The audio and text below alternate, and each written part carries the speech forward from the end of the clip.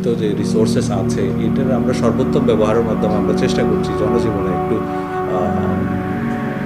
শান্তি এবং একটু শৃঙ্খলা ফিরে আনার জন্য। ঢাকা বিশ্ববিদ্যালয়ে যে অনাকাঙ্ক্ষিত ঘটনাটা ঘটেছে তোফাজ্জল হত্যা, এই তোফাজ্জল হত্যায় জড়িত থাকার পর থেকে আমাদের পুলিশ তৎপরতা অব্যাহত ছিল। বাকি যারা এসের সাথে জড়িত তাদের গ্রেফতারের জন্য আমাদের তৎপরতা আমরা সর্বোচ্চ গুরুত্ব দিয়ে আমরা এই মামলাটা তদন্ত করছি। আমাদের ঊর্ধ্বতন কর্তৃপক্ষ বিভিন্ন অংশীজন যারা রয়েছে, যারা বাস ট্রাক মালিক সমিতি আছে তাদের সাথে নিয়মিত বৈঠক করে যাচ্ছেন এবং এই সংক্রান্তে আমরা তাদের করণীয় আমরা তাদেরকে বলছি এবং একই সাথে তাদের কোনো যদি পরামর্শ থাকে সেটাও আমরা মনোযোগ দিয়ে শুনছি। কীভাবে আমরা নগরবাসীকে একটা সুন্দর এবং সুশৃঙ্খল পরিবেশ আমরা উপস্থাপন দিতে পারি সে ব্যাপারে আমাদের চেষ্টা চলছে। এটা যদি প্রয়োজন হয় আপনার যে কোনো জায়গায় আমাদের সড়কের নিরাপত্তার সাথে সড়কের শৃঙ্খলা আনয়নের স্বার্থে এটা আমাদের চলমান যে অভিযান সেটা অব্যাহত থাকবে। আমরা আমাদের কোনো একটা ঘটনা ঘটলে আমাদের কাছে যতটুকু না রাজনৈতিক পরিচয়ের চেয়ে আমাদের কাছে গুরুত্বপূর্ণ হচ্ছে ঘটনার প্রকৃত কারণটা কী, কারা কারা এটার সাথে জড়িত, এটার উদ্দেশ্যটা কী সেটা ব্যাপার। আপনারা জানেন সাম্প্রতিক সময়ে আমাদের ঢাকা মেট্রোপলিটন পুলিশের 22টা থানা আংশিক বা পরিপূর্ণভাবে নষ্ট হয়ে যায়।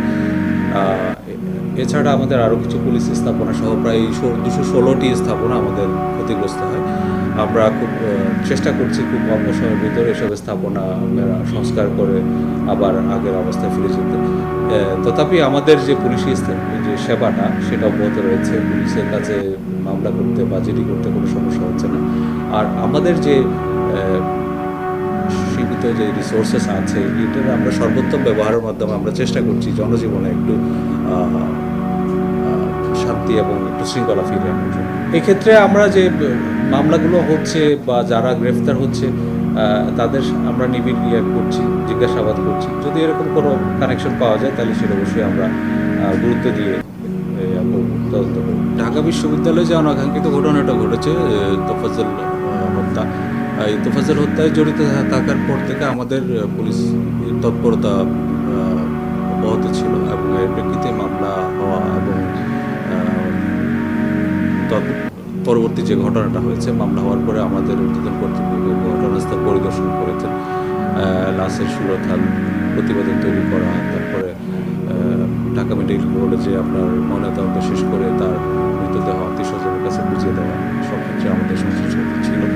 এবং যখন আমাদের যে 6 জন ছাত্র যারা আমাদের কাছে হস্তান্তর করা হয়েছে তাদেরকে গ্রেফতার করে আমরা আদালতে সুপর্দ করি এবং আদালতে তারা স্বীকারোক্তিমূলক জবানবন্দি দিয়েছে। ইতিমধ্যে আমরা হয়তো আপনারা জেনেছেন ঢাকা বিশ্ববিদ্যালয়ে তারা নিজস্ব একটা তদন্ত কমিটি গঠন করেছে এবং তারা কিছু ফাইন্ডিংস তাদের মধ্যে দাখিল করেছে। তো আমরা তাদের সাথে নিয়মিত যোগাযোগ রাখছি এবং তাদের সাথে যোগাযোগ রেখে তাদের যে